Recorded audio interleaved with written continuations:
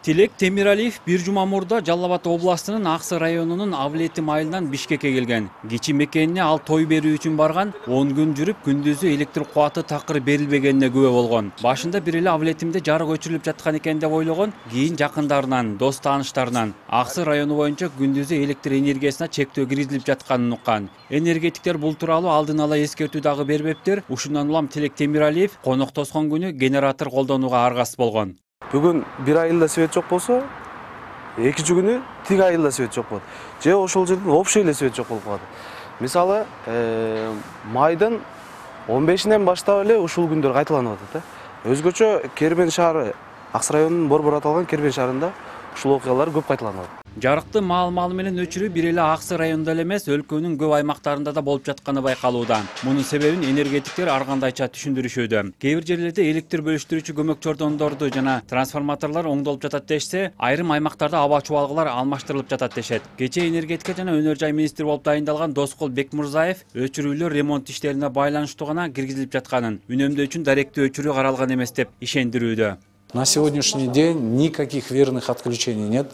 Бүгүнкү күндө эч себеби жок эле электр энергиясын өчүрүү учурлары жок. Планда дагы каралган эмес. Бир гана күз-кыш мезгилине даярдык көрүү иштерине байланыштуу чектөөлөр болуп жатат. Пландын негизинде кайсы бир райондо оңдоо иштери жүргүзүлө турган болсо, ошол аймакта жашагандарга маалымдоо каражаттар аркылуу, социалдык тармактар аркылуу эскертүү бергенден кийин гана жумуштарды жүргүзүп жатабыз. Азыркы өчүрүүлөр ар бир өчүрүү жардам берет. Анткени мисалы өчүргөн сайын баягы чогулуп калган сууну ошо кышында сарптайбыз да. Бул бир маселе. Экинчи маселе, мисалы бүгүнкү күндө суу сактагычтагы суунун көлөмү аз болгондон кийин, ал жердеги иштеп аткан турбина генераторлор басым менен иштейт да. Значит, суу аз болгондон кийин басым да азаят. 48 жаштагы Доскол Бекмурзаев энергетика тармагында 20 жылдан бери эмгектенип келет. Ал буга чейин министрдин орун басары болуп иштеп, бул кызматка март айынын аягында дайындалган. Ага чейин түндүк электр ишканасын жетектеп келген, былтыр октябрь окуяларынан кийин бошотулган. Бүгүн Доскол Бекмурзаевдин министр катары алгачкы жумушчу күнү. Бүгүнкү күндө олуттуу чоң реформаларга биз барышыбыз керек. Биз кечигип атабыз. Жанагындай катастрофа болот, андай сөздөн мен алысмын. Биз ишти алып барышыбыз керек. Катастрофа болуп турган жерде МЧС иштеш керек. Энергетиктер иштеп атканда бул традиционный өзүбүздүн күнүмдүк иш тартибиз. Бүгүнкү күндө эң чоң маселе бул тариф маселеси. Тариф маселесин биз бир нукка салышыбыз керек. Ал биринчи маселе. Экинчи маселе ушул энергия секторунун ичинде, энергия компанияларынын ичинде биз оптимизацияга алып келишибиз керек. Тилекке каршы бүгүнкү күнгө чейин оптимизация болгон жок. Чоң олуттуу реформалар болгон жок. Бул структурный изменениялар болот.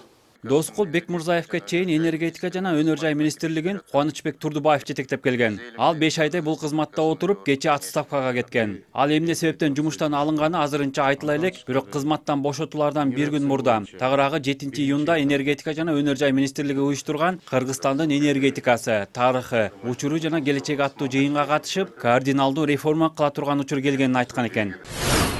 Кардиналдуу реформа жасоого убакыт келди. Демек, энергетика тармагына болгон чарбасыз мамиле жана коррупция менен күрөшүү керек. Энергетика биздин мамлекеттин экономикасын түзүүчү тармак. Өлкө көз карандысыз болгон убактан тарта бул жааттагы ресурс аеосуз колдонулуп келди. Анын артынан жогорку бийликтин тегерегиндеги адамдар байый турган негизги каржы булагы болуп келген. Энергетика тармагында болгон шылуунчулук жана уурулуктун айынан ошол убактагы саясий жетекчилик унчукпай, тили кыска болчу. Энергетика тармагындагы ар бир табылган жана коротулган тыйын элге ачык көрсөтүлөшү керек. Энергетика тармагы боюнча эксперт Мырзатай Султаналиевдин айтымында, климаттын өзгөрүшүнөн улам куракчылык 3 жылга созулушу мүмкүн. Бул аралыкта Токтогул суу сактагычына суунун агып келүүсү өтө төмөн деңгээлде болуп, иштелип чыккан электр энергиясынын көлөмү дагы кыйла азаят. Быйыл кышта элди жарыксыз калтырбаш үчүн Казакстан жана Өзбекстан менен электр энергиясын импорттоо боюнча сүйлөшүүлөр жүргүзүлгөн, бирок ал жетишсиз болуп калышы мүмкүн дейт Мырзатай Султаналиев. Кыш келгенде эле элдин бардыгы энергетик болуп калат.